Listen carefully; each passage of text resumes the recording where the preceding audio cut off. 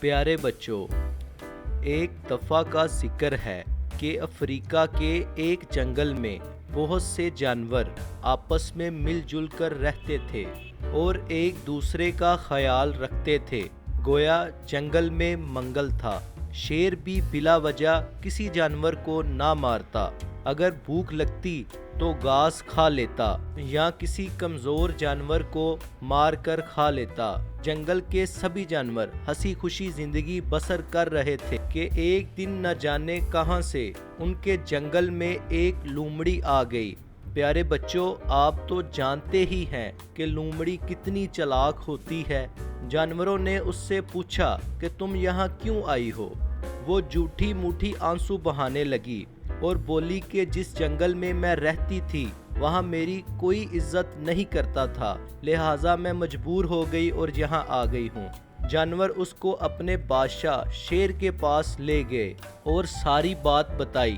دیکھو، تم سب بھی جانتے ہو کہ لومڑی کتنی چالاک ہوتی ہے، لہٰذا میں تو اسے یہاں رکھنے کی اجازت نہیں دوں گا، باقی تم ساروں کی مرضی۔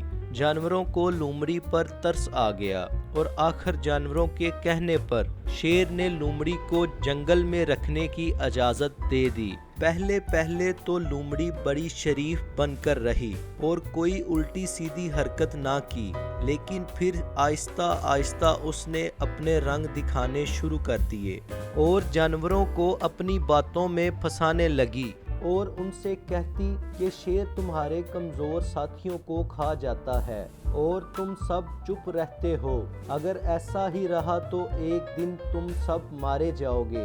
شروع میں تو جانوروں نے لومڑی کی باتوں کو نظر انداز کر دیا، لیکن آخر جانور لومڑی کی باتوں میں آ گئے اور انہوں نے شیر کے خلاف بغاوت کر دی اور سارے شیر کو مارنے پر تل گئے، لیکن وہ کمزور تھے اور خود کچھ نہیں کر سکتے تھے۔ لومڑی نے اس موقع کا فائدہ اٹھایا اور کہا کہ میں ساتھ والے جنگل کے شیر کو جانتی ہوں، وہ اس شیر کو مار دے گا۔ اور پھر لومڑی ایک دن دوسرے جنگل کے شیر کو لے آئی۔ اس نے آتے ہی متاثرہ جنگل کے جانوروں کے بادشاہ کو خون ریز لڑائی کے بعد مار دیا۔ اس پر جنگل کے جانور بہت خوش ہوئے اور اس کو اپنا نیا بادشاہ بنا لیا، لیکن کچھ دنوں بعد نئے شیر نے بھی جانوروں پر ظلم شروع کر دیا۔ سب جانور اپنے کیے پر رونے لگے۔ آخر انہوں نے ہمت کی اور ہاتھی سے مدد کی درخواست کی۔ پھر ایک دن ہاتھی اور جنگل کے تمام جانور اکٹھے ہوئے اور شیر کو اس جنگل سے بھگا دیا اور لومڑی کی بھی خوب خبر لی اور اس کو بھی جنگل سے نکال دیا، اور جانوروں نے ہاتھی کو اپنا بادشاہ بنا لیا اور سب جانور ہنسی خوشی رہنے لگے۔